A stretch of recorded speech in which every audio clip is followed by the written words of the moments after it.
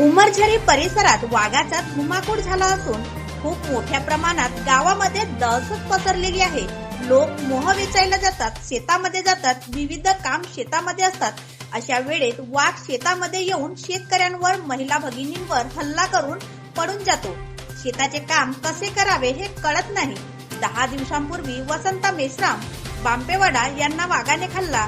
ते दहशत संपत नाही तर 8-2 दिवसापूर्वी माया सोनवणे उमरझरी या बाईवर हल्ला करून मानेला आणि हातावर चावा घेतला. ते अजूनही मृत्यूच्या झुंजीशी तडफडत असताना आज सकाळी 9 वाजता छाया सुधाकर मुंगमोडे वय 43 वर्ष, खामगाव खुर्द हे सुद्धा शेतात जात असताना सोबत मुलगा असताना सुद्धा वाघाने तिच्यावर हल्ला केला.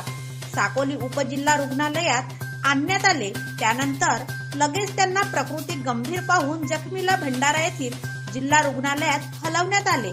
त्या तिन्ही घटनेमुळे फार मोठ्या प्रमाणात दहशत निर्माण झाली असून वन विभागाने आर्थिक मदत द्यावी याकरिता माजी जिल्हा परिषद सदस्य नेपाल रंगारी, माहेश्वरी नेवारे, वंचित बहुजन आघाडीचे भंडारा जिल्हा महासचिव डीजी रंगारी, महामाया महिला सामाजिक न्याय संघटनेच्या महाराष्ट्र अध्यक्षा शीतल नागदेवे यांनी जास्तीत जास्त मदत करावी अशी मागणी केली आहे. त्याप्रमाणे फॉरेस्ट डिपार्टमेंटचे अधिकाऱ्यांनी लक्ष घालून त्या ठिकाणी पिंजरे लावावे, ताबडतोब वाघाला पकडावे, त्याला जेरबंद करावा. परंतु असे अजून सुद्धा वन विभागाचे अधिकाऱ्यांनी या वाघाला पकडण्यामध्ये यश आलेलं नाही. आणखी किती लोकांवर हल्ला करतो हे काही सांगता येत नाही.